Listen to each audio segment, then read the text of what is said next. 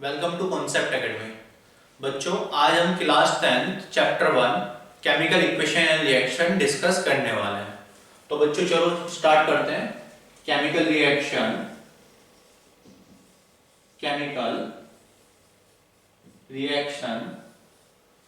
And equation. बच्चों NCERT के according इस चैप्टर में 3 टॉपिक्स हैं। First, chemical reaction. Second, types of chemical reaction.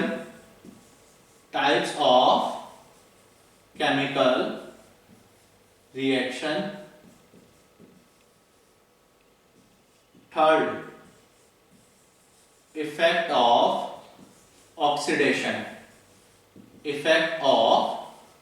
Oxidation in everyday life. तो बच्चों इस चैप्टर के अंदर एनसीईआरटी के अकॉर्डिंग हम लोग 3 टॉपिक पढ़ने वाले हैं। Chemical reaction, types of chemical reaction, effects of oxidation in everyday life. अब बच्चों 3 टॉपिक का मतलब है कि ये मेन टॉपिक है और इनके अंदर कुछ सब टॉपिक होंगे। वन बाय वन करके हम लोग ये चैप्टर कंप्लीट करेंगे इन टॉपिक की हेल्प से। देन जैसे ही ये चैप्टर कंप्लीट होगा उसके बाद आप लोगों को एक एक्स्ट्रा क्लिप होगी पूरी की पूरी, जिसमें एक्स्ट्रा क्वेश्चंस होंगे जो क्वेश्चंस आ सकते हैं। प्लस उस चैप्टर के बाद ऐसे ही वन बाय वन करके 14 के 14, 15 चैप्टर आप लोगों के होंगे।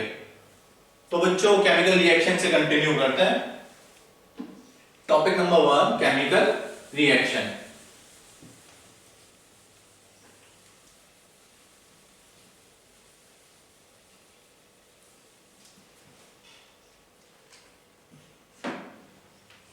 बच्चों केमिकल रिएक्शन क्या होती है? केमिकल रिएक्शन एक चेंज है। केमिकल रिएक्शन सब्सटेंस के लिए एक चेंज है जिसमें वन और मोर सब्सटेंस, मतलब एक या एक से अधिक सब्सटेंस रिएक्ट करेंगे, किसी भी तरीके से रिएक्ट कर सकते हैं। उसके बाद जो रिजल्ट मिलेगा उसमें कुछ और सब्सटेंस मिलेगा और वो सब्सटेंस, उसकी प्रॉपर्टी, जो सब्सटेंस जिसने रिएक्ट किया था उससे एंटायरली डिफरेंट होगी। समझ में आया बच्चों? मतलब मेरे पास इनपुट कुछ और था, इनपुट के अंदर कुछ रिएक्शन हुई, उस इनपुट के बाद मुझे आउटपुट मिला, वो आउटपुट एंटायरली इनपुट से अलग होगा। बच्चों समझ में आया? मतलब केमिकल रिएक्शन क्या होगी? कुछ सब्सटेंस रिएक्ट करेंगे, रिएक्शन के बाद जो मुझे मिलेगा प्रोडक्ट मिलेगा, वो बिल्कुल एंटायरली अलग होगा। दैट मीन्स अगर मैं डेफिनेशन बोलूं तो आप लोग डेफिनेशन लिख सकते हो, एक बार मैं बोल देता हूं।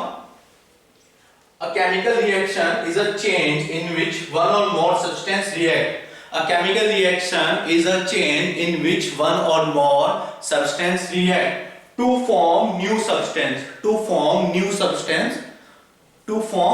new substance with entirely different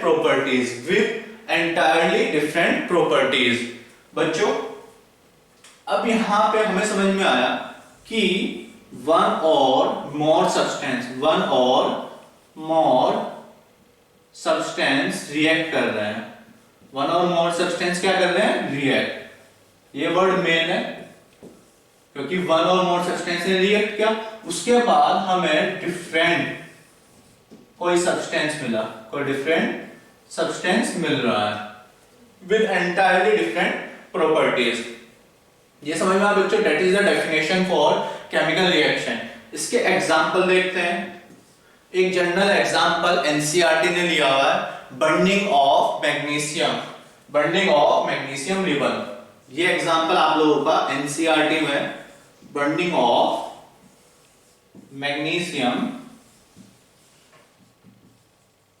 ribbon.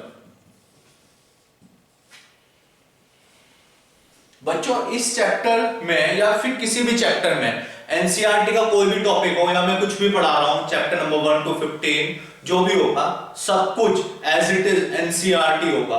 मैं शुरू से लेकर लास्ट तक अपने आप भी मैंने एनसीईआरटी को प्रेफर किया है और आप लोगों के लिए भी मैं रिकमेंडेड करूंगा कि सिर्फ और सिर्फ एनसीईआरटी पे ट्रस्ट करके आप लोग उसी को पढ़ो।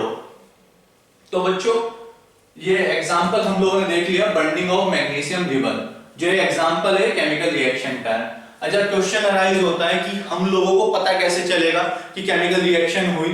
दैट मींस जो इसके अंदर नोट है वो नोट है आइडेंटिफिकेशन। बच्चों इंपॉर्टेंट नोट है आइडेंटिफिकेशन, कि हमें पता कैसे चला कि केमिकल रिएक्शन हुई या नहीं हुई, केमिकल रिएक्शन हुई या नहीं हुई। तो आइडेंटिफिकेशन फॉर केमिकल रिएक्शन, कि हमें पता चलेगा कि कैसे रिएक्शन हुई या फिर नहीं हुई। तो बच्चों कुछ यहां पे 5 जर्नल बातें हैं जिनसे हमें पता चल जाता है आइडेंटिफिकेशन, पता है हमें आइडेंटिफाई कर पाएंगे कि केमिकल रिएक्शन हुई या नहीं हुई। आप लोगों को वन बाय वन करके मैं बताता हूं। फर्स्ट है चेंज इन स्टेट, फर्स्ट है change in state, change in state. बच्चों अगर स्टेट में चेंज आया, हम लोग बचपन से पढ़ते आते हैं सॉलिड लिक्विड गैस, अगर ऑब्जेक्ट वही का वही है, ऑब्जेक्ट मतलब सब्सटेंस, सब्सटेंस पहले भी वही था और अब भी वही है, बट उसकी स्टेट में चेंज आया, दैट मींस वो केमिकल रिएक्शन है। इसमें बच्चे बहुत कंफ्यूज होते हैं। पानी का एग्जांपल लेते हैं, वाटर का एग्जांपल लेते हैं। रिएक्शन होने से पहले भी वाटर था, रिएक्शन होने के बाद भी वाटर ही है, पानी ही था और पानी ही है, बट हमें फील हो रहा है कि वो केमिकल रिएक्शन है या नहीं, हमें पता ही नहीं चल पा रहा। बच्चों केमिकल रिएक्शन होगी अगर वो पानी पहले सॉलिड फॉर्म में हो और अब वो पानी लिक्विड फॉर्म में हो। दैट मींस फ्रीज के अंदर, अगर रेफ्रिजरेटर के अंदर पानी सॉलिड स्टेट से आप लोग बाहर निकालते हो, क्योंकि पानी फ्रीज के अंदर रेफ्रिजरेटर के अंदर आइस की फॉर्म में होगा, सॉलिड होगा। जैसे आप उसको बाहर निकालते हो रेफ्रिजरेटर से, उसके बाद वो मेल्ट होना शुरू होगा धीरे धीरे और लिक्विड में आ जाएगा। जैसे ही वो पानी H2O लिक्विड फॉर्म में आया, दैट मींस केमिकल रिएक्शन हुई। क्यों? क्योंकि सॉलिड से लिक्विड फॉर्म में आ रहा है पानी, वाटर सॉलिड से लिक्विड फॉर्म में आ रहा है। दैट मींस वो भी एग्जांपल है चेंज इन स्टेट का, और चेंज इन स्टेट का एग्जांपल हुआ, दैट मींस यहां पे केमिकल रिएक्शन हुई, पानी का चेंज होना। सेम ऐसे ही पानी अगर लिक्विड, जो पानी है वो वाटर है, वो गैस में चेंज हो जाए, क्या ये रिएक्शन होगी या नहीं? पहले भी वो H2O ही था और अब भी H2O ही मॉलिक्यूल्स है, बट वो रिएक्शन होगी क्योंकि यहां पे स्टेट चेंज हुई है, चेंज इन स्टेट। बच्चों सेकंड है यहां पे चेंज इन टेम्परेचर। अगर कोई भी सब्सटेंस है और रिएक्शन होने के बाद उसका टेम्परेचर चेंज होता है, रिएक्शन होने के बाद उसका टेम्परेचर चेंज होता है, तो आप लोग उसको केमिकल रिएक्शन बोलोगे, भले ही प्रोडक्ट, भले ही आउटपुट और इनपुट में। बच्चों अभी मैं आउटपुट और इनपुट टर्म यूज कर रहा हूं, अभी जैसे ये टॉपिक कंप्लीट होता है आइडेंटिफिकेशन, उसके बाद मैं बताऊंगा कि केमिस्ट्री की लैंग्वेज में इनपुट को क्या बोल रहे हैं और आउटपुट को क्या बोलते हैं। तो बच्चों चेंज इन टेम्परेचर पे थे हम लोग, जैसे ही सब्सटेंस पहले भी वही था बाद में वही है, बट टेम्परेचर में चेंज आया उसके, दैट मींस केमिकल रिएक्शन यहां पे हो चुकी है। थर्ड है बच्चों change in colour, change in colour, change in colour. अगर कलर में चेंज होगा, अगर कलर में चेंज होगा, किसी भी केमिकल रिएक्शन के अंदर कलर में चेंज हुआ, भले ही इनपुट और आउटपुट, मैंने भी बताया इनपुट आउटपुट को मैं आगे बोलूंगा, बताऊंगा क्या है, भले ही सब्सटेंस पहले भी वही था, सब्सटेंस अब भी वही है, बट कलर में चेंज आया, दैट मींस इसका क्या मतलब है बच्चों? केमिकल रिएक्शन हुई है वहां पे, केमिकल रिएक्शन वहां पे हुई है। कितने हो गए? ये 3 हो गए। फोर्थ देखते हैं evolution of gas, evolution of gas. ये भी पहचान है, आइडेंटिफिकेशन है, किसके लिए? केमिकल रिएक्शन के लिए।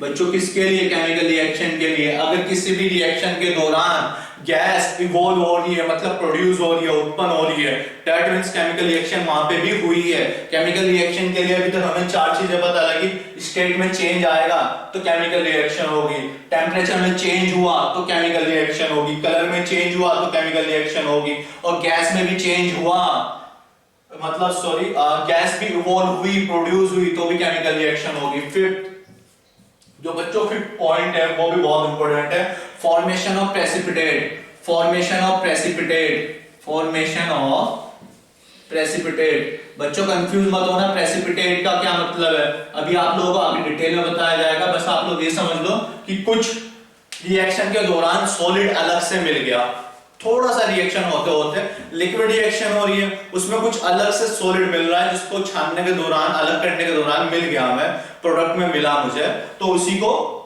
फॉर्मेशन ऑफ प्रेसिपिटेट बोलते हैं। डिटेल में बताएंगे, प्रेसिपिटेट रिएक्शन भी बताऊंगा मैं आगे, तब जाकर समझ में आ जाएगा।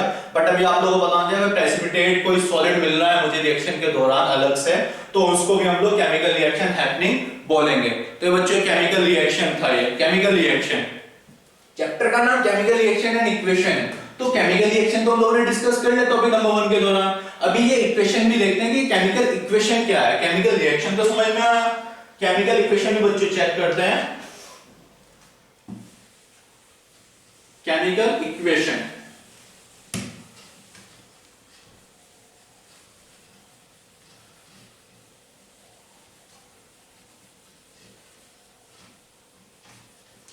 बच्चों केमिकल इक्वेशन देखते हैं, चलो क्या है।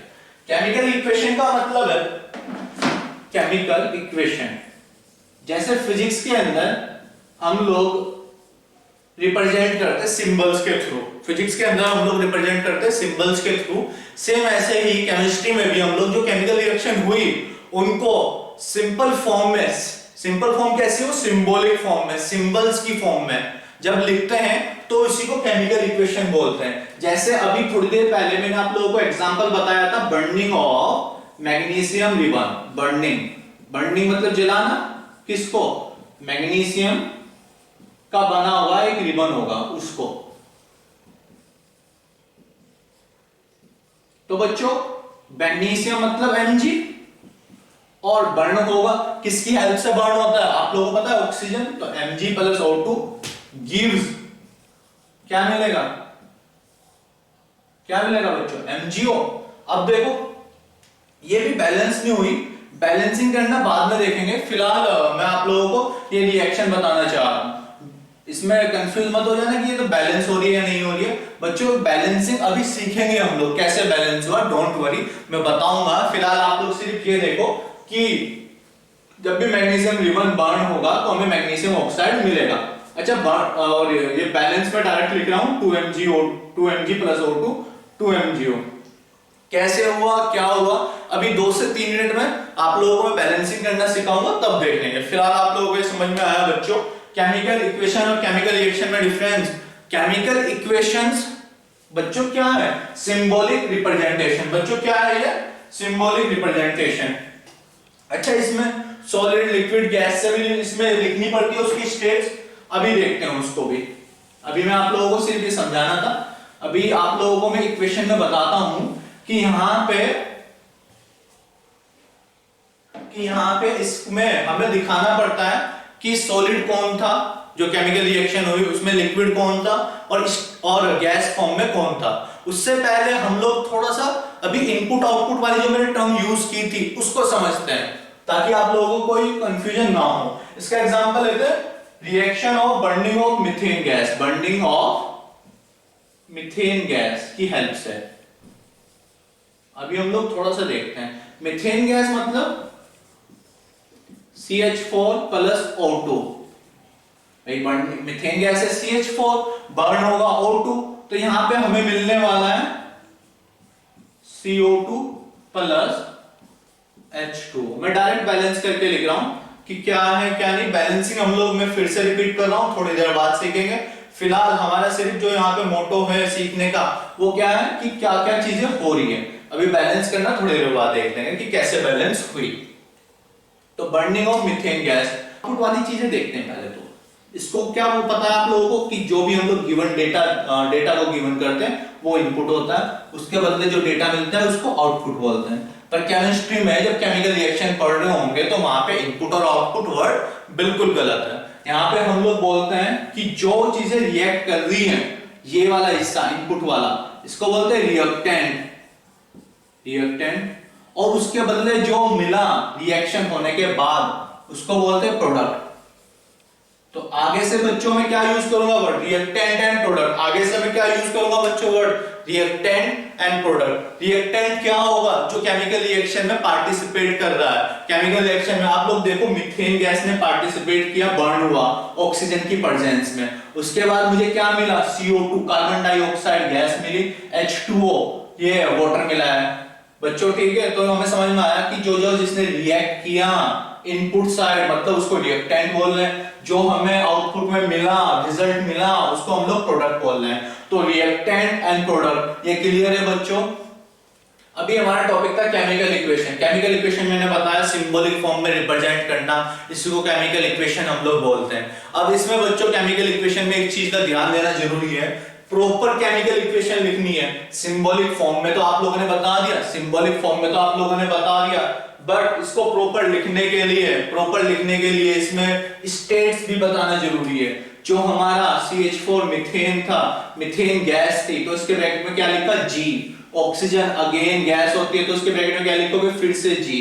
कार्बन डाइऑक्साइड जो मिली वो भी गैस होगी। अब बच्चों यहाँ पे ध्यान से देखना, वाटर पानी, पानी को देख के हमें ज्यादातर लिक्विड ही मुंह से निकलता है कि लिक्विड फॉर्म में होगा, पर इस रिएक्शन के दौरान जो पानी मिलता है वो गैस की फॉर्म में मिलता है, तो ये H2O भी गैस की फॉर्म में ही होगा। गैस का फॉर्म मतलब बच्चों आप लोग देखते हो घर में जब पानी को हम लोग बॉईल करते हो तो वो जब बॉइलिंग 100 डिग्री सेल्सियस पे टेम्परेचर पहुंचता है तो वो लिक्विड पानी ना उड़ना शुरू हो जाता है, तो वो ही उसको वाष्प भी बोलते हैं। तो वही बच्चों उसी फॉर्म में है, इसी तरीके से। क्लियर है बच्चों? तो ये H2O गैस की फॉर्म में है हमारा।